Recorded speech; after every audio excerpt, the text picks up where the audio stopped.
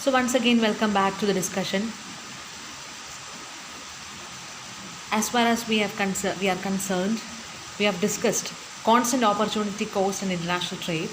The next part and the next aspect which we will have to learn is increasing opportunity cost and international trade. Increasing opportunity cost and international trade.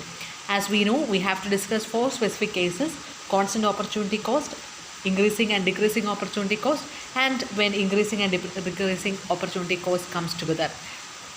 So in the first part, that is constant opportunity cost, we have seen or we have analyzed 2 specific aspects, that is constant returns to scale, where the marginal rate of transformation between the 2 countries are the same, are parallel, the slope are the same and they are parallel to each other, that you have already learned. And there is a second condition in which opportunity cost or the production possibility curve differs, that is there is a comparative cost differences and the slopes of the production possibility curves are different. So we have analyzed these 2 conditions. Now we are going to see a special case in which there is increasing opportunity cost and what happens to international trade. So here again we have to compare 2 countries and 2 commodities, and we will be deriving the opportunity cost curves of both country A and B, which we are analyzing. So we will be discussing on with 2 country, 2 commodity model. So the production under constant returns can be possible when it is assumed that there are fixed factor proportions and that factors of production have equal efficiency.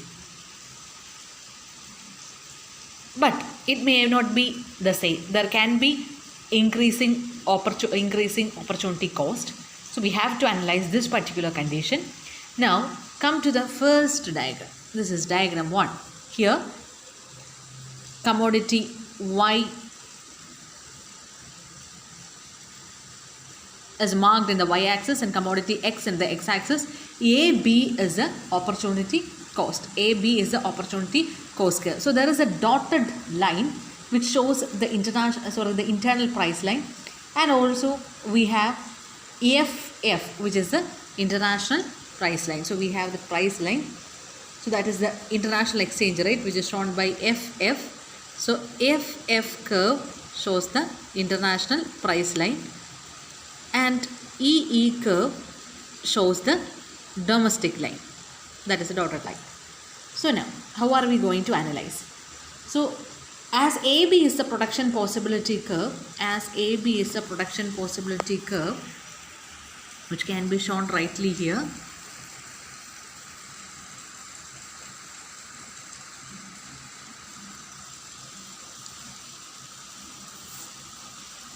So where is my pen? Yeah. A. So you can see AB, B and A. AB is the price line. AB is the production possibility curve for country A, and the amount of production, you can see OA of commodity Y, which it is having an advantage, and OB, which is lesser, that is the amount of commodity X it can produce. Then you can see a dotted line. So this is the dotted line EE. This is the dotted line, which is the dotted line. So what happens with the dotted line? It is the domestic price ratio before the trade. And you can see the tangency point. For opportunity cost, you have to find the tangency point. So it meets the production possibility curve or the AB line at point R. And now we have to understand what happens when there is an international trade. When international trade takes place, there will be a new line that is known as FT. The new line will be FT. This is it. FT. This is a new line. FT. Now we are going to compare the 2 points. The points on FT and points on EF. Points on EF. EF is the domestic line and FT is the international line.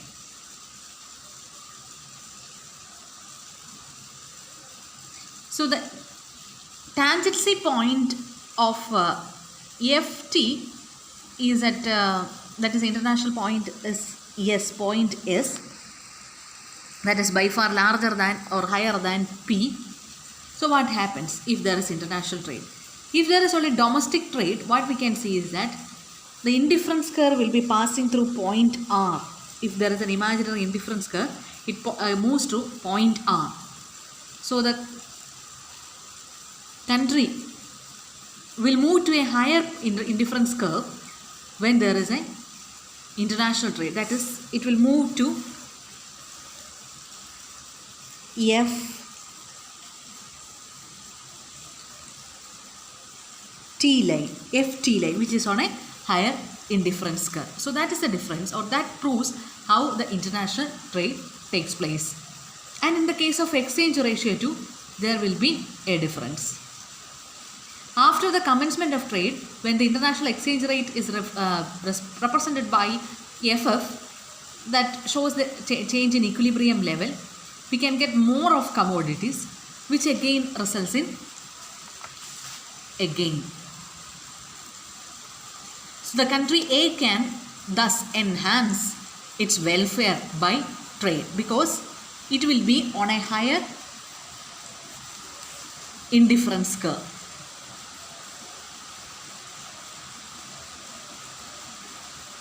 So country A will be specializing in the production of Y, as we already know.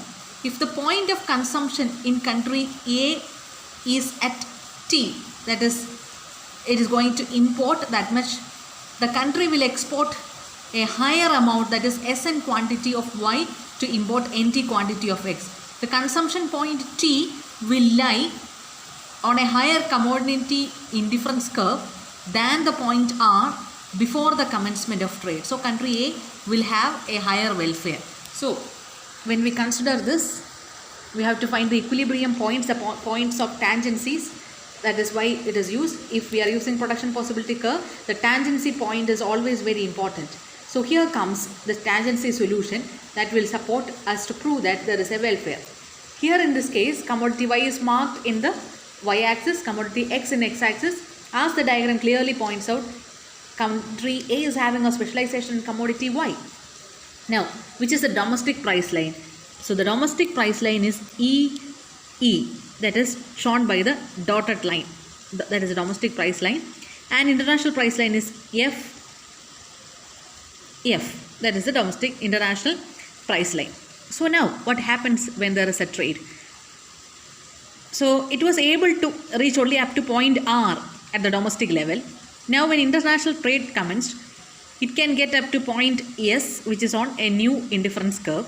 That is, it can export Sn quantity, Sn quantity of commodity Y in order to import Nt quantity of commodity X. So it is getting more of commodity X than the domestic case, that is RB level, and also it can export more of commodity Sn than that, more of commodity more of commodity Y for X, that is Sn level, which is again higher than that of the import. So we can find one more condition, that is FT level is on a higher indifference curve than the domestic price level. So that means the country is on a higher indifference curve, and also the country is gaining more by exporting, and also it can import more of commodity X for commodity Y. That means it is on a welfare condition. So is the case of country B as well. So the country B, another diagram has to be drawn. We have to draw its production possibility curve. See, the production possibility starts from B1, then this is point origin, and see the position. So it is facing towards the Y-axis. It is facing towards the Y-axis. So commodity X is the one in which it is specializing. So it specializes in commodity X. Now what happens in international trade? So we know the domestic price line. So the domestic price line is again shown by the dotted line, that is even, this is it, even. and the international price line, that is F1 T1. F1 T1. Okay, now what happens? If country B want to export something, it can export commodity X in which it is specializing. It wish to get commodity Y from country A. If it is not exporting, it has to be satisfied by the domestic price line and what it is offered. So the trade and the resulting factors are determined by the tangency between A dash B dash, that is a production possibility curve of country B, and F1, that is the international exchange ratio of country. It meets at point S1. It meets at point S1, which clearly says how much is the gain.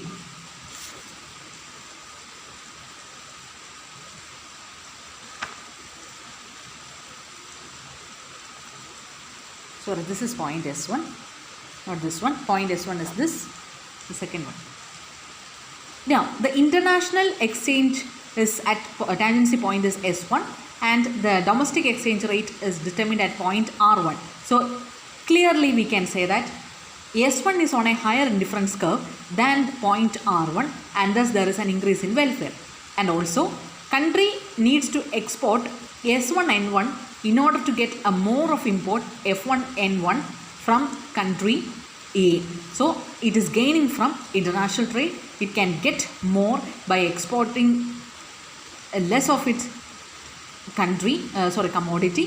So the equilibrium also shows that there is a gain from trade.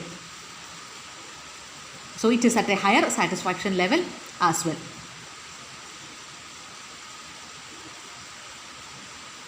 In the situation of increasing cost, the countries will probably not specialize completely because the increased production may result in a loss of comparative advantage in relation to other country. So it will be very careful of how to make an specialization and then make a decision whichever that suits. So whenever there is a trade, we will be moving on to international exchange ratio and see what the country can specialize and produce, what it is having comparative advantage, and see whether there is a higher satisfaction level.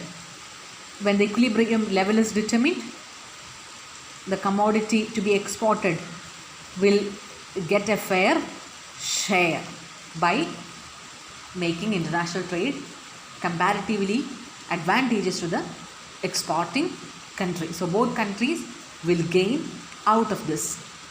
Countries experiencing increasing cost of production will specialize in the production of commodity in which they enjoy a comparative advantage. So this is the second case.